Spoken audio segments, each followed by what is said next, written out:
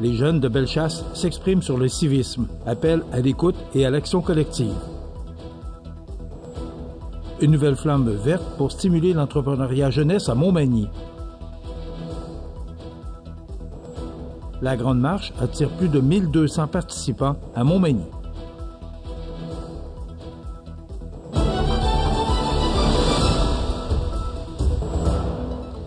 Mercredi 22 octobre 2025. Bonjour mesdames et messieurs et bienvenue à votre bulletin d'actualité sur le réseau de télévision CMA TV. Le 16 octobre dernier, la salle académique de Saint-Damien-de-Barclay a été le théâtre d'un important exercice de réflexion sur le civisme chez les jeunes.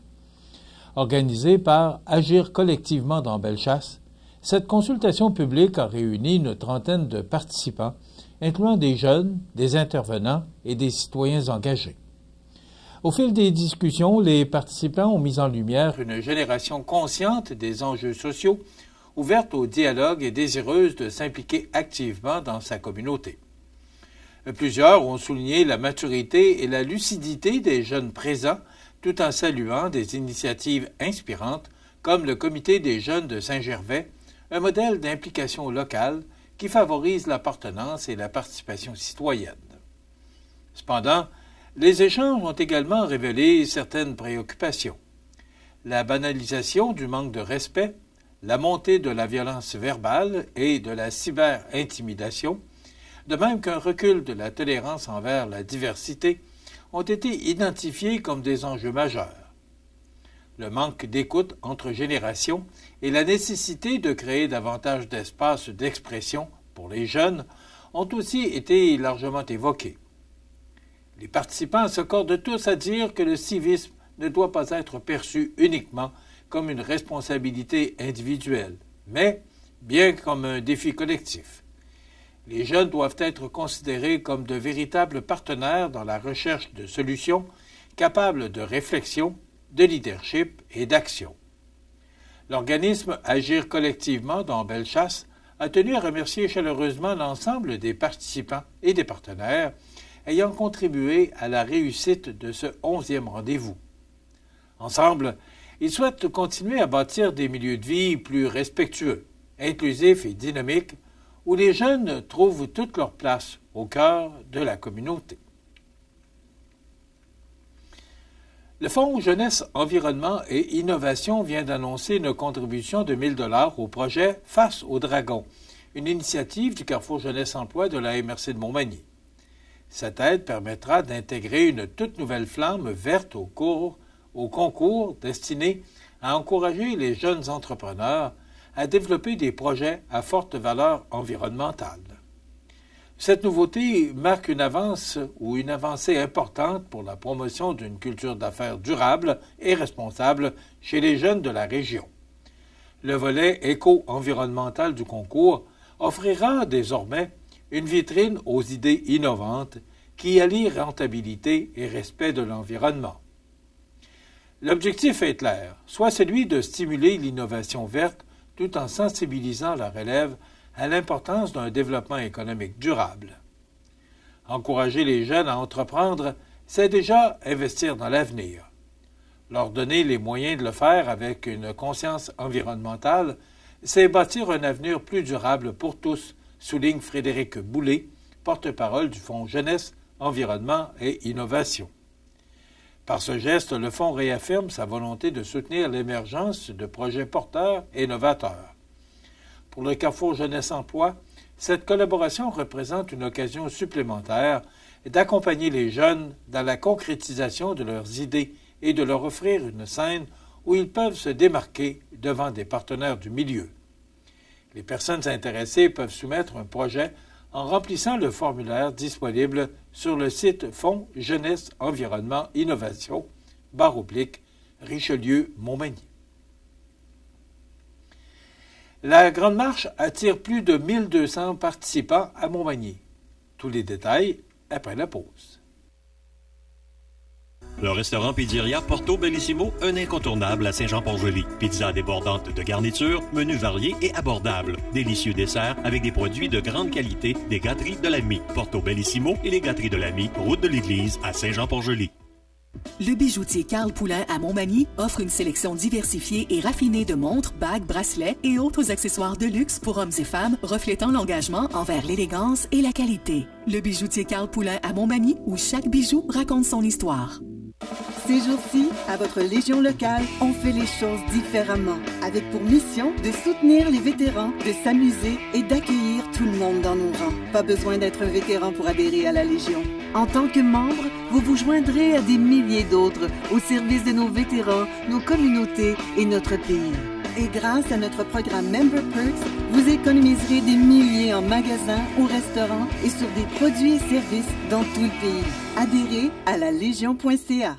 Vous regardez CEMA TV, le réseau de l'information sur la Côte-du-Sud. Montmagny a une fois de plus démontré son dynamisme et son engagement envers les saines habitudes de vie.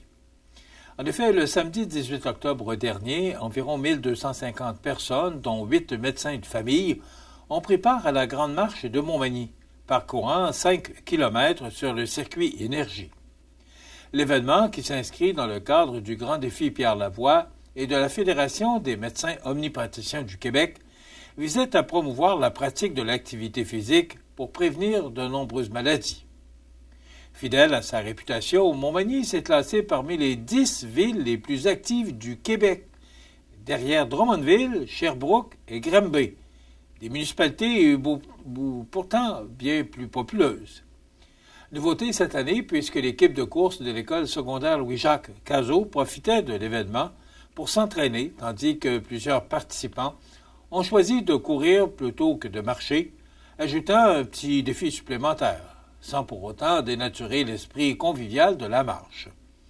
Le comité organisateur, composé de la ville de Montmagny, les enfants de cœur et du groupe de médecine familiale de Montmagny, a tenu à remercier chaleureusement les citoyens et bénévoles pour leur participation et leur contribution au succès de cette édition 2025. La Grande Marche, gratuite et ouverte à tous, s'est tenue simultanément dans plus de 120 villes du Québec pendant 3 jours, confirmant une fois de plus que la santé et la solidarité marchent main dans la main à Montmagny. Le comité crise sociale, formé par la Corporation de développement communautaire CDC ici Montmagny-Lillet et plusieurs de ses organismes membres, lance un appel aux candidats et candidates aux élections municipales pour qu'ils se prononcent publiquement sur les enjeux de logement social dans la région. Selon les membres du comité, les municipalités ont un rôle clé à jouer dans la mise en place de solutions concrètes. Elles peuvent, par leurs décisions et leurs politiques, influencer directement l'accès à un logement abordable pour les citoyens les plus vulnérables. Le comité souhaite donc que chaque candidat ou candidate présente clairement sa vision et ses engagements en matière de logement. Les personnes en élection sont invitées à faire connaître leur position soit par communiqué de presse, soit sur les réseaux sociaux en utilisant le mot-clic #CDCML crise sociale. Rappelons que la CDC ici Montmagny-Lillet regroupe plus d'une cinquantaine d'organismes communautaires œuvrant dans la MRC de Montmagny et de Lillet. Le comité crise sociale, pour sa part, vise à mobiliser la population et à interpeller les décideurs devant la pression financière croissante qui pèse sur les ménages, reflet d'une crise sociale bien réelle au Québec. Les élèves du collège Jésus-Marie de Bellechasse disposent désormais d'un véritable studio d'enregistrement professionnel grâce à la générosité de la Fondation Bob Bissonnette. L'organisme, créé à la mémoire du musicien et hockeyeur bien connu, a offert une contribution de 3 000 $ pour soutenir ce projet porteur. Cette somme a permis l'achat d'équipements essentiels tels que microphones, ordinateurs et cartes de son, batteries électroniques, enceinte de référence, écouteurs et câblage complet. L'inauguration officielle du studio a eu lieu le 10 octobre dernier en présence d'élèves, d'enseignants et de partenaires de l'école. L'enseignant en musique Mike Labonté, à l'origine du projet, s'est dit emballé.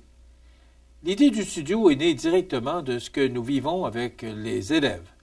Nous voulions qu'ils puissent enregistrer leur création et en être fiers. Le nouveau local devient ainsi un outil d'apprentissage concret pour les jeunes qui s'initient à la composition, à la sonorisation et à la production musicale.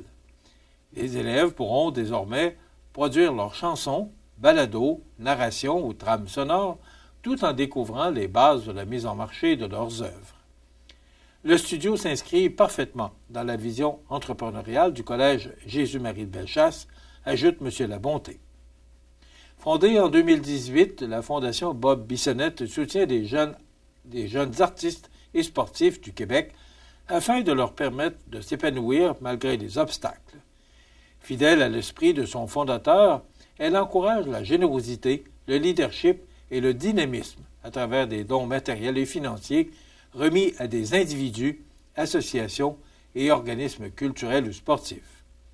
Avec ce partenariat, la Fondation Bob Bissonnette contribue, une fois de plus, à faire rayonner la relève artistique et à transmettre les valeurs d'un artiste qui est connu ou qui continue d'inspirer. Enfin, la magie de l'Halloween s'emparera du centre-ville de Montmagny le jeudi 31 octobre prochain, alors que les familles seront invitées à une soirée aussi festive qu'envoûtante. Dès 16 heures, les jeunes costumés pourront récolter des bonbons auprès des commerces participants et profiter d'animations à la place Montel, transformée, pour l'occasion, en un décor thématique digne d'un conte fantastique. Le service des loisirs accueillera les familles dans une ambiance magique, avec la présence de la brigade des pompiers qui rappellera les règles de sécurité tout en amusant les enfants. Un duo de personnages, le sorcier et la sorcière, viendra aussi semer la bonne humeur et un soupçon de mystère parmi la foule. Dès 17 heures, place aux énigmes et à la convention annuelle du sort et de la sorcellerie inspirée d'Alice au Pays des Merveilles. L'équipe de la Maison des Jeunes proposera des breuvages dans une ambiance électrisante animée par un DJ jusqu'à 21 heures. Les festivités se poursuivront à la Bibliothèque de Montmagny les 25 octobre, 1er et 2 novembre, avec des ateliers de bricolage, de décoration et une activité spéciale sur la fête mexicaine Dia de los Muertos, suivie de la production du film Coco.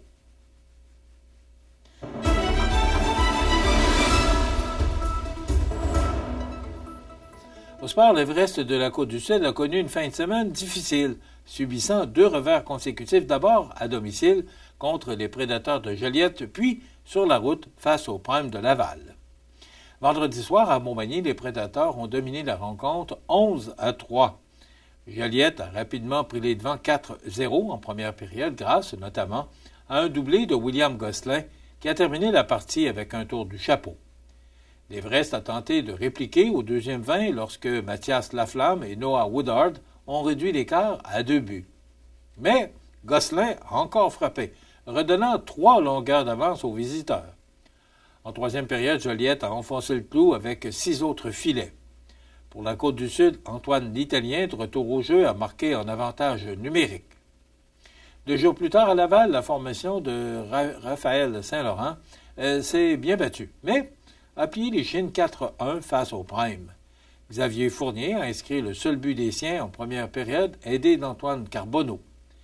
Malgré un bon effort collectif et une belle intensité, l'indiscipline a coûté cher à l'équipe. En fin de match, l'Everest a retiré son gardien dans l'espoir de créer l'égalité, mais Laval a scellé la victoire avec 2 buts dans une cage déserte.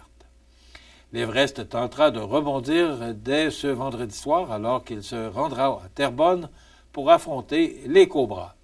L'équipe retrouvera ensuite ses partisans dimanche après-midi à 14h pour la visite du Phénix de Montréal.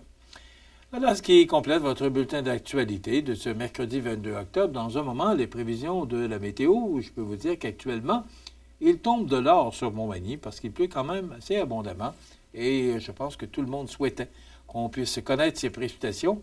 Alors, on vous donnera plus de détails avec la météo dans quelques instants.